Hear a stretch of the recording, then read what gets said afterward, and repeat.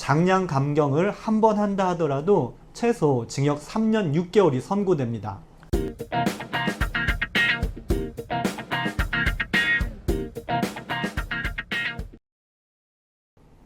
안녕하세요. 형사전문 김철민 변호사입니다.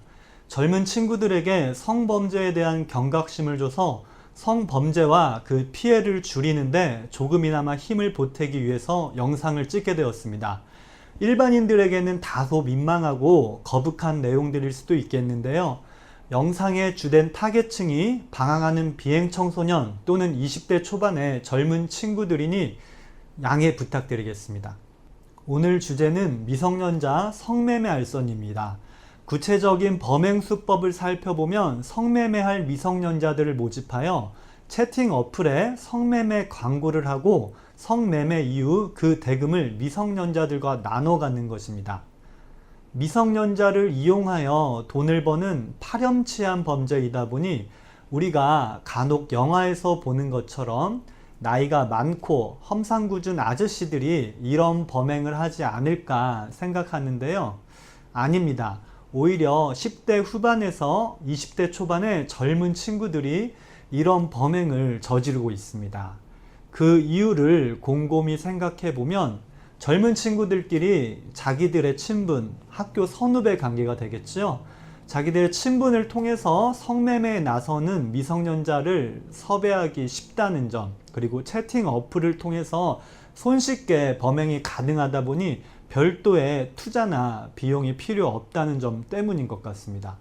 그래도 가장 큰 이유는 젊은 친구들이 사회 경험이 부족하다 보니 미성년자를 이용한 성범죄가 우리 사회에서 얼마나 큰 비난과 책임이 따르는지 잘 모르기 때문인 것 같습니다. 쉽게 말해서 생각이 없습니다. 미성년자 성매매 알선 행위를 처벌하는 법률을 살펴보면 업으로 했는지 여부에 따라서 법정형이 크게 갈리는데요. 업으로 미성년자 성매매 알선 행위를 할 경우 아청법 제15조 제1항에 따라서 법정형이 징역 7년 이상으로 별도의 법정 감경 사유가 없다면 장량 감경을 한 번 한다 하더라도 최소 징역 3년 6개월이 선고됩니다. 업으로 한 게 아니라고 본다면 아청법 제15조 제2항에 따라서 법정형은 징역 7년 이하의 징역 또는 5천만 원 이하의 벌금에 해당하게 됩니다. 이 경우에도 징역 2년 전후가 나오는 게 일반입니다. 그런데 범행 특성상 돈을 쉽게 벌 수 있다 보니 한두 번 하고 마는 경우는 거의 없고 반복적으로 이루어지고 있는데요. 그러다 보니 대부분 업으로 미성년자 성매매 알선 행위를 하였다고 평가되어 아청법 제15조 제1항으로 기소되고 있습니다. 따라서 범죄자 역시 미성년자로서 소년범 감경 사유가 있다는 등의 특별한 사정이 없다면 징역형을 피하기가 어렵습니다.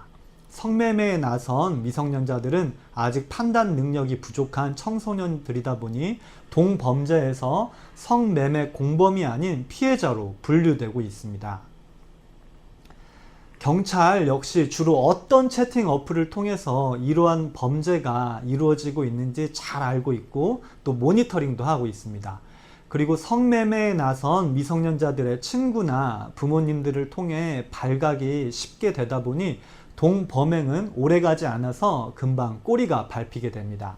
사안이 중하다 보니 사전에 구속영장이 나오는 경우도 많습니다. 이제 정리하겠습니다. 오늘은 미성년자 성매매 알선 범행의 중대성에 대해서 말씀드렸는데요. 앞서 말씀드린 것처럼 사회 경험이 부족한 젊은 친구들이 범행의 중대성을 잘 알지 못하고 저지르는 경우들이 많습니다. 본인의 인생도 망치게 되지만 피해자인 미성년자들과 그 가족의 삶도 망가뜨리는 아주 무서운 범행으로 절대 해서는 안 됩니다. 오늘 내용이 다소 무거울 수도 있지만 본 영상이 성범죄를 줄이는데 조금이나마 도움이 되길 바랍니다. 다음 영상은 현재 이혼 논란이 있는 주거침입 강제추행에 대한 내용을 올리도록 하겠습니다. 감사합니다.